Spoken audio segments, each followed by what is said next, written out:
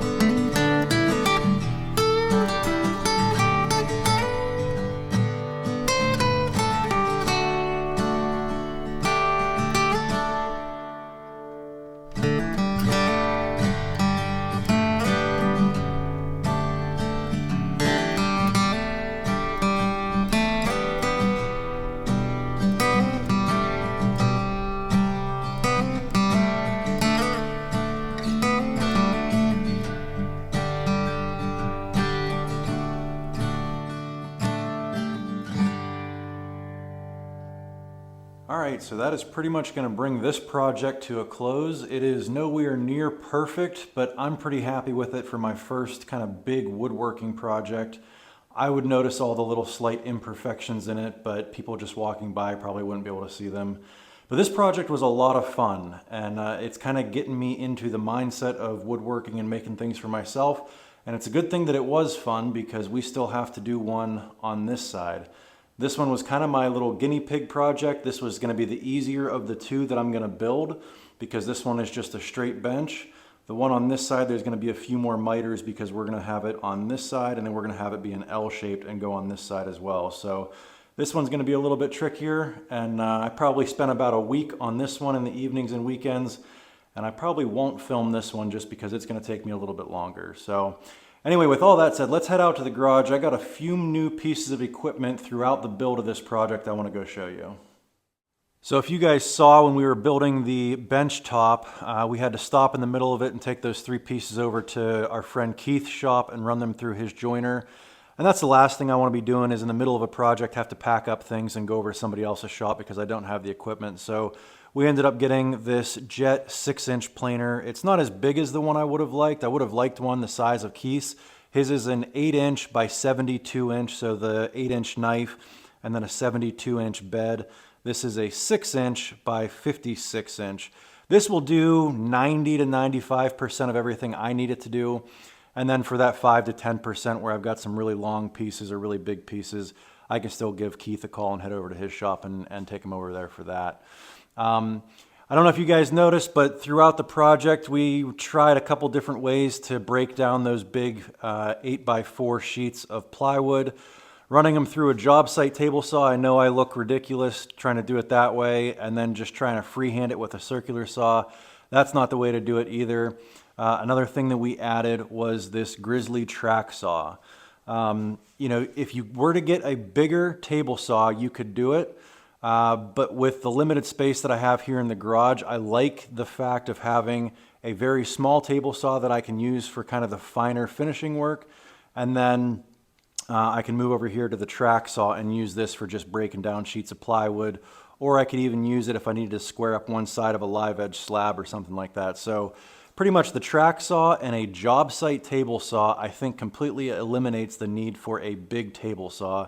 And I can put both of these away and completely free up the floor in here in the garage and not have a big giant table saw sitting in the middle of the garage. Another thing I told you guys we would talk about is our dust collection system. So you might be wondering what all this hosing and these bags are. So this is a Harbor Freight 2 horsepower dust collector with a dust collection bag and a 5-micron filter.